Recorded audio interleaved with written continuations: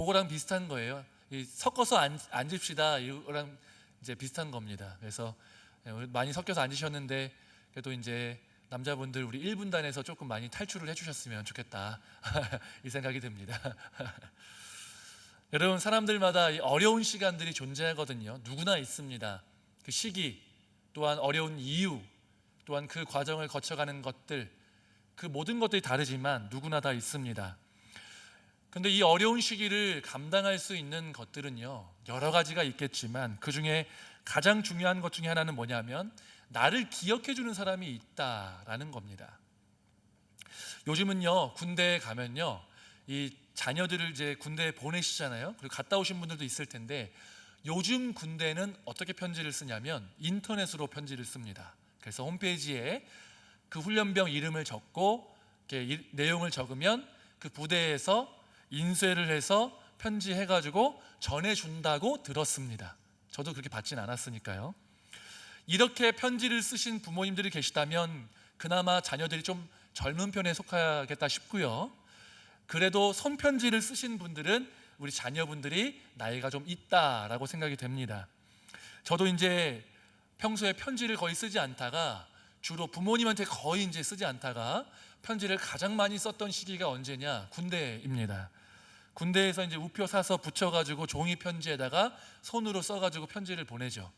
근데 사실은 진짜 편지 내용 별거 없거든요. 밥 잘 먹었냐, 옷 잘 입고 다녀라, 춥다, 뭐 이런 내용이잖아요, 그죠? 근데 그 눈물이 그렇게 날 수가 없습니다. 군대에서 부모님한테 편지를 받고요, 또 친구들한테 편지를 받으면 이등병 때는 편지를 내무반에서 읽지 않습니다. 어디서 읽냐면 화장실에서 읽습니다. 그래서 화장실에 가가지고 병기에, 이제 병기 좌병기가 아니라 이제 푹 주저앉은 데인데 거기서 편지 한 장 읽으면서 막 눈물을 흘리고, 초코파이 하나 먹고 눈물 흘리고, 이렇게 똑같은 편지인데 그날 읽고 또 다음 날 화장실 가서 또 읽고 그 다음 날 가서 또 읽고, 이 편지를 읽는 기쁨과 또 편지를 답장 쓰고 다시 답장이 올 거를 막 기다리면서 그 하루하루를 이렇게 버티는 그러한 시간들을 보냈던 것이죠. 참 그 사회와 단절돼서 고된 훈련을 하면서 더 춥고 더 배고픈 그 시기를 감당할 수 있었던 그런 어떤 동력 중에 하나가 뭐냐면 이 편지, 그리고 편지를 보낸다는 것은 이 세상에서의 시간이 멈춰진 나를 아직도 잊지 않고 기억해주는 누군가가 있구나 라는 그 위로가 나를 힘나게 해서 그 시간들을 견디게 한다는 것이죠. 이처럼 우리가 힘든 시기를 겪을지라도 나를 잊지 않고 나를 지지해주고 나를 기억해주는 그 사람들의 위로, 격려, 지지가 우리를 이제 이런 어려운 시간들을 견디게 해준다는 것입니다. 오늘 말씀을 보면요, 이 예수님을 따랐던 이 사람들은요, 고통받고 있던 무리들이었는데 이 사람들이, 이 큰 무리가 예수님을 따르기 시작합니다. 이 사람들이 예수님을 따르는 이유에 대해서 병자들에게 행하는 표적을 보았기 때문이다라고 기록이 되어 있습니다. 그러나 이것은 단순히 병 고쳐주니까 내가 따른다라는 개념이 아닙니다. 여러분, 이러한 표적을 보고 예수님을 따르는 것들은요, 이 따르는 자들이 지금 엄청난 고통, 압제, 가난 이런 것들로 신음하고 있었던 사람인데, 그러한 사람들이 정말 나를 이러한 어려움 속에서 건지실 메시아를 기다리면서 저 예수님이야말로, 이 병든 자를 고치시고 귀신을 내어쫓는 이 예수님이야말로 지금 이런 압제와 핍박과 가난으로부터 나를 건지실 구원자라고 여겼기 때문에 그 예수님을 따랐던 것입니다. 우리는 예수님을 영적으로만 생각하지만 이 당시 사람들은 이 구원이라는 것이 되게 실제적이고 또한 피부에 와닿는 가난, 핍박, 질병 이런 것들로부터 구원하시는 그러한 메시아로 인식하고 있었다라는 것이죠. 실제로 이 당시에 이 사람들에 대해서 우리는 그렇게 깊이 생각하지 않지만요, 이 사람들은 경제적, 정치적, 사회적으로 상황이 좋지 않았습니다. 로마의 통치를 받으면서 주둔군인 이 군인들의 강포와 폭압을 당했습니다. 또한 동족들인데 이 세리들은 어떻게 했냐면 로마에서 부과한 세금보다 더 많은 세금을 이 사람들로부터 걷어서 강제로 뜯어내서 자신들의 뱃속을 채우기에 급급했다라는 것이죠. 그러다 보니까 유대인들의 생활고는 더더욱 심각했습니다. 뿐만 아닙니다. 마가복음 12장에 이렇게 기록되어 있는데요, 함께 마가복음 12장 40절을 읽어보겠습니다. 그들은 과부의 가산을 삼키며 외식으로 길게 기도하는 자니 그 받는 판결이 더욱 중하리라 하시니라. 아멘. 이거는요, 단순히 비유적인 표현이 아니에요. 실제적으로 이러한 어려움이 있었다는 것인데, 이 그들은 누구냐면 종교 지도자들, 바리새인, 서기관들을 가리킵니다. 과부의 가산을 삼킨다는 건 무슨 말일까? 여러분, 실제로 이 서기관들은 무슨 일을 하냐면, 서기관이 원래 하는 일이 이 율법, 그러니까 하나님의 말씀을 기록하는, 필사하는 자들이거든요. 그러다 보니까 말씀을 필사하고 그 말씀을 연구하고 그 말씀의 의미를 주석하는 사람들이다 보니까 말씀을 잘하는 사람들이죠. 그런데 우리가 이제 보면요, 이 당시의 법은 율법입니다. 유대인들을 통치하는 법이 율법이에요. 그러니까 서기관들이 법에 대해서 되게 잘 아는 것이고, 이 백성들이 일반 어떤 문제가 발생했을 때 서기관에게 가서 분쟁에 대해서 도움을 요청했던 겁니다. 지금으로 치면 변호사와 같은 일들을 감당하는 사람들이 누구였냐? 바로 서기관이었습니다. 그러다 보니까 이 법률 자문을 빌미로, 이 자문료로 이 과부들이나 이 돈 없는 사람들의 재산을 갈취하는 일들을 했었고요. 또 법을 잘 모르니까, 우리는 법을 잘 알고 저 사람들 모르니까 그 법의 허점을 알고서 그 사람들이 가지고 있는 재산을 교묘하게 빼돌리는 것이죠. 실제로 여자에게는 재산 소유권이 없었기 때문에 과부가 아들이 없는 경우에 이 재산을 어떻게 해야 됐느냐, 서기관을 후견인으로 삼아서 재산을 대신 대리로 담당하도록, 관리하도록 해야 했습니다. 관리하면서 이 과부들의 돈을 조금씩 도둑질하는 것이었죠. 그러다 보니까 율법으로부터 보호를 받아야 되는 과부를 서기관이 오히려 자신의 지위, 율법에 대한 지식, 이런 걸 가지고 오히려 착취하는 이러한 일들이, 불상사가 이루어지고 있었습니다. 이런 여러 가지 상황들 때문에 유대인들의 삶은 피폐하고 가난하고 궁핍했으며 인생이 쉽지 않았다는 것입니다. 그렇기 때문에 많은 유대인들은 이 메시아를 더 기다릴 수밖에 없었습니다. 가난, 핍박, 압제, 질병, 귀신 들림, 이러한 어려움 속에서 우리를 진정으로 구원하실 메시아가, 하나님이 약속하신 메시아가 진짜 빨리 왔으면 좋겠다라고 간절하게 느끼고 있었던 것이죠. 오늘 이 요한복음에는 기록되어 있지 않지만 이 오병이어를 기록하고 있는 다른 복음서에 보면 이렇게 기록이 되어 있습니다. 마가복음 6장 34절을 함께 읽어보겠습니다. 예수께서 나오사 큰 무리를 보시고 그 목자 없는 양 같음으로 인하여 불쌍히 여기사 이에 여러 가지로 가르치시더라. 아멘. 예수님은 이렇게 이들을 불쌍히 여기셨는데, 단순히 지금 오병이어 기적을 베푸는 지금 배고프고 지금 좀 힘들어서 그걸 불쌍히 여기신 게 아니라, 이들의 삶을 아시잖아요. 30년 동안 이들과 동일한 삶을 사셨잖아요. 그들이 얼마나 궁핍하고 얼마나 고난받고 어려운지를 알잖아요. 그러니까 그들을 불쌍히 여기신 겁니다. 게다가 이 이스라엘 백성들은 육체적으로, 물리적으로만 고난받고 힘든 게 아니라요, 영적으로도 궁핍한 상황 가운데 있었던 것입니다. 아까도 말씀드렸지만 이 서기관 또한 종교 지도자들이 이 자신의 뱃속을 채우기 위해서, 이속을 채우기 위해서 가난한 자들을 착취하는 일들을 했습니다. 하나님의 말씀을 가르치면서 이 유대인들을 하나님께로 인도해야 되는 이 사람들이 하나님 사랑하는 게 아니라 하나님을 자신의 이득을 위해서 이용하는 사람들이 되어버렸기 때문에, 또한 성전에서 장사하고 성전을 통해서 이 성전을 자신의 수익 모델로 만들어서 기업처럼 만들어 버렸기 때문에 그래서 하나님을 사랑하는 마음, 또한 하나님을 신앙하는 마음, 이런 게 없었던 것입니다. 그러다 보니까 그러한 자들이 유대인들 위에 종교 지도자로 있었다 보니까 그들이 영적인 공급을 받을 수가 없는 겁니다. 지도자들이 하나님을 사랑하지 않는데 그들이 정말 하나님의 말씀을 하나님을 사랑함으로, 또한 그 유대인들을 사랑함으로 전할 수 있었겠냐는 말입니다. 절대 그럴 수 없었죠. 종교 지도자들 자체가 하나님을 사랑하지도 않고 영적이지도 않고 기도하지도 않는 자들이었기에 그들에게서 나올 영적인 힘이 없었습니다. 그렇기 때문에 유대인들은 영적 공급을 받지 못하고 영적으로 허기져서 고통받고 있었습니다. 그들에게 목자가 없어서 유리하고 허기지고 못 먹어서 비쩍 꼴은 그러한 양떼와 같은 그들의 모습을 보시면서 그들을 불쌍히 여기시고 치근하게 여기신 것입니다.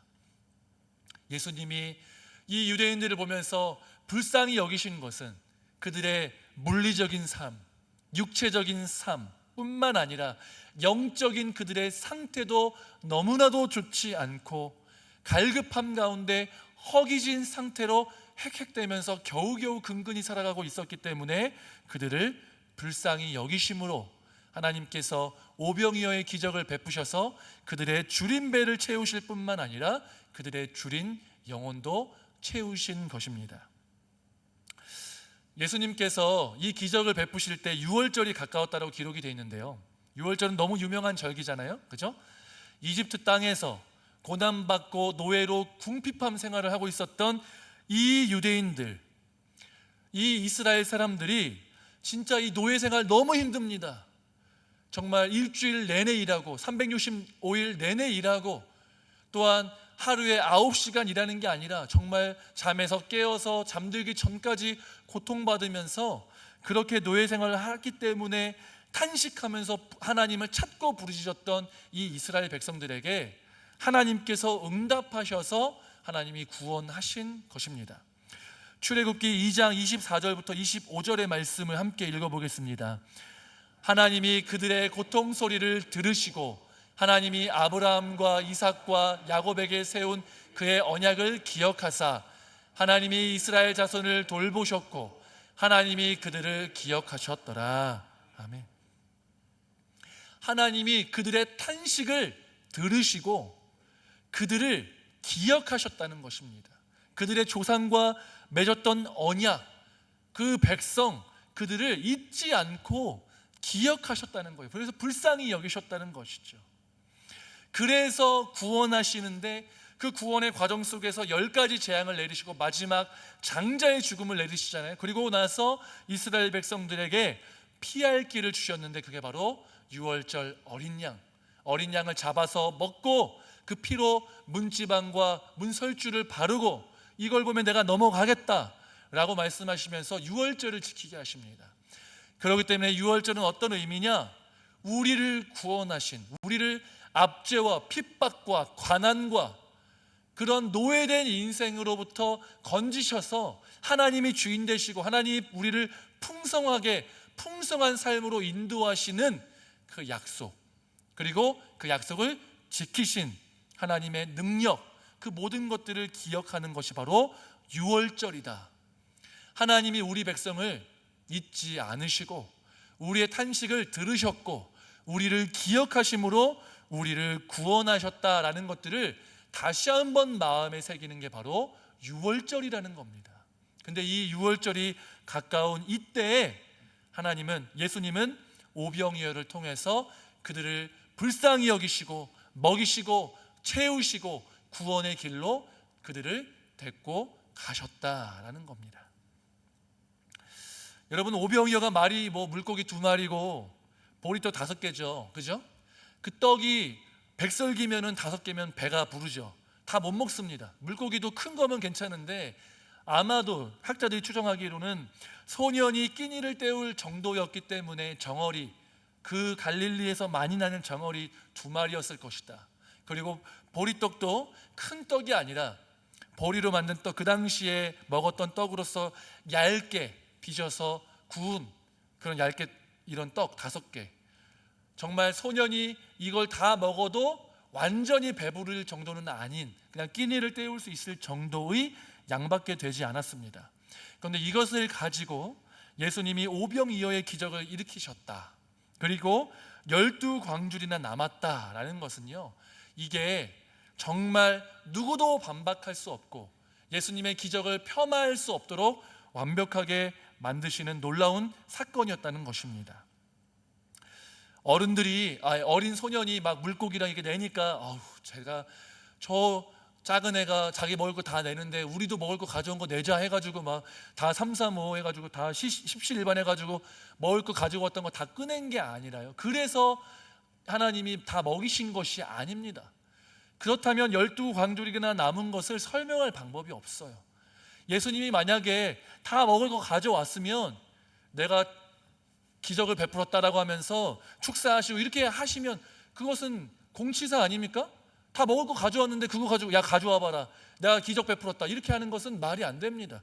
그게 아니라 오병이어의 진짜 별 볼 일 없는 진짜 요 조그만한 것밖에 안 되는 것 가지고 하나님께서 무에서 유를 창조하시는 그 능력으로 그 5,000명, 남자만 5,000명 되는 수많은 사람들을 먹이고도 한참이나 남았다라는 것입니다.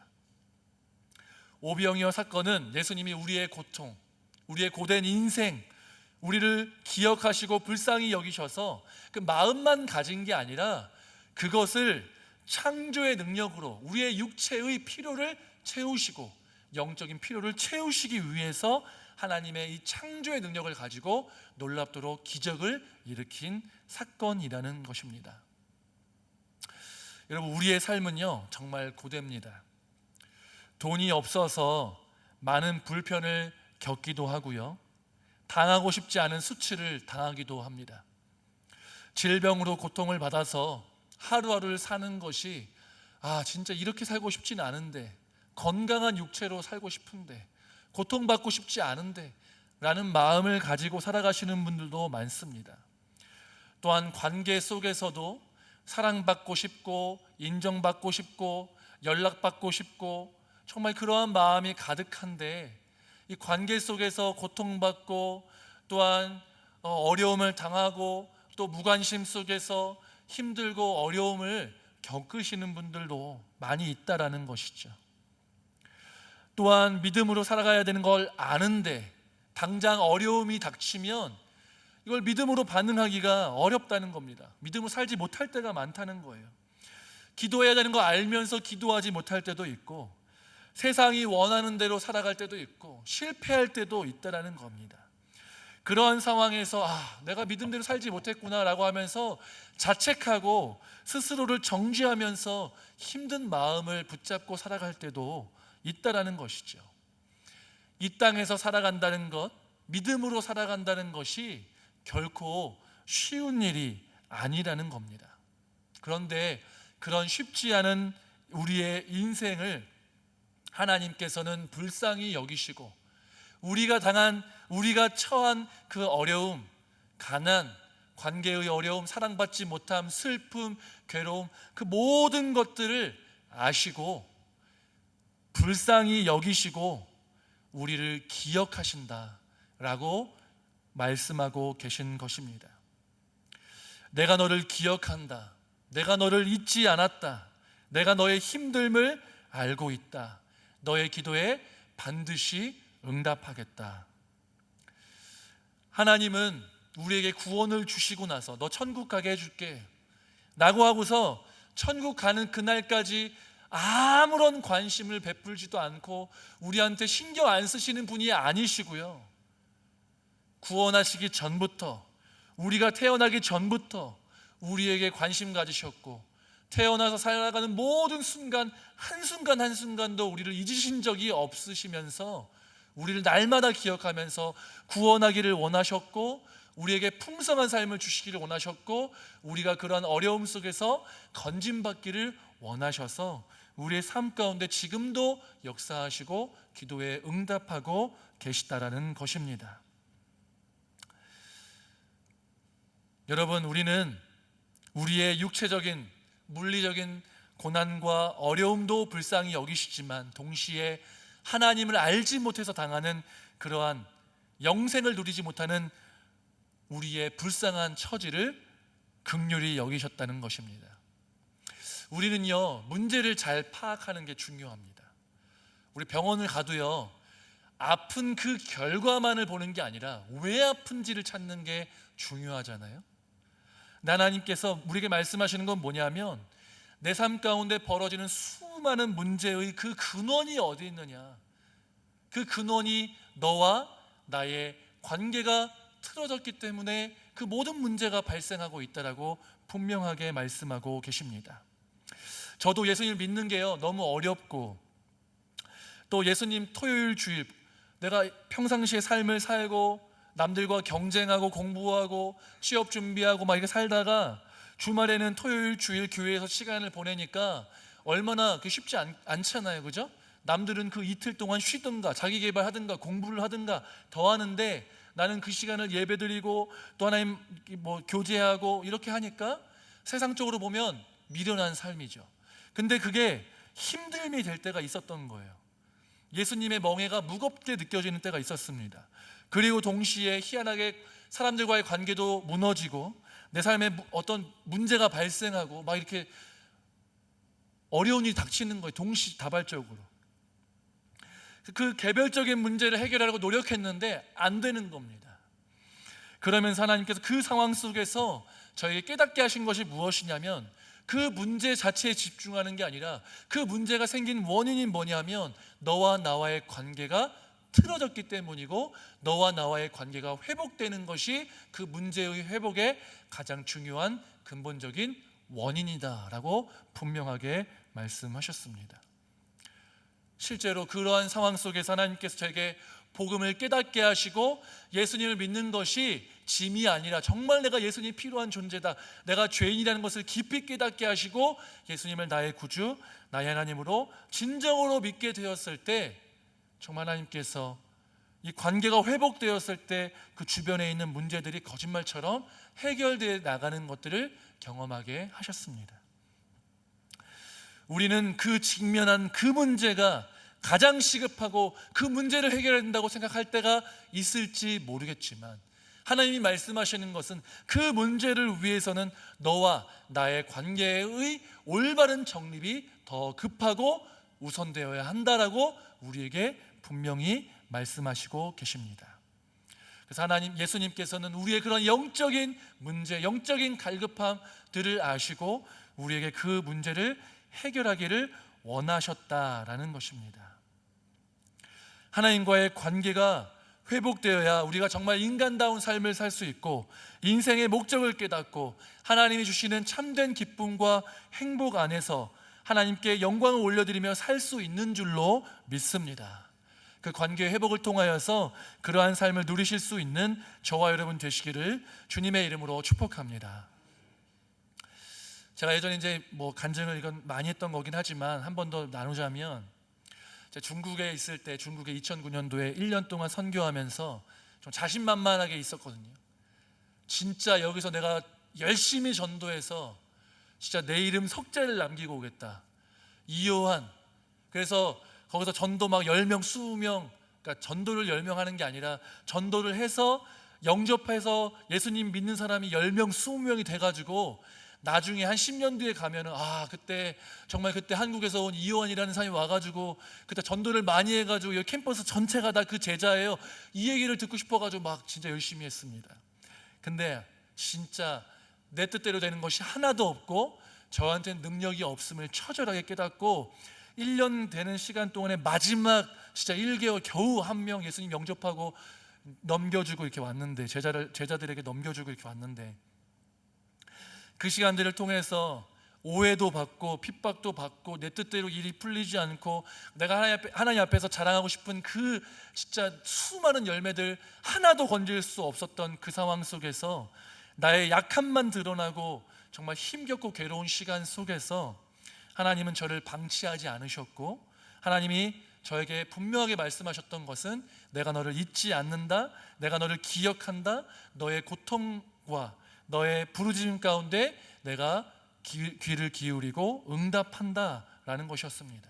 그러면서 네가 아무것도 하지 않아도, 네가 어떠한 열매를 맺지 못하더라도 내가 너를 사랑하고, 처음 내가 너를 구원했을 때도 연약하고 죄인이었고 능력 없던 사람이었는데도 불구하고 내가 너를 구원했던 것처럼 그 이후에도 너의 어떠함과 상관없이 너를 기억하고 영원히 사랑한다라고 분명하게 말씀해 주셨습니다. 그 하나님께서 우리를 전혀 이유 없이, 사랑할 이유와 근거 없이 그냥 하나님의 주권으로, 하나님의 마음대로, 하나님의 은혜로 우리를 사랑해 주실 줄로 믿습니다. 이사야 49장 15절 말씀을 우리 함께 읽어보겠습니다. 여인이 어찌 그 젖먹는 자식을 잊겠으며 자기 태에서 난 아들을 긍휼히 여기지 않겠느냐. 그들은 혹시 잊을지라도 나는 너를 잊지 아니할 것입니다. 아멘. 여러분, 우리 인간들도요, 우리 자녀는 잊히지 않지 않습니까? 젖먹는 이 자식을 여인이 어떻게 잊겠냐는 겁니다.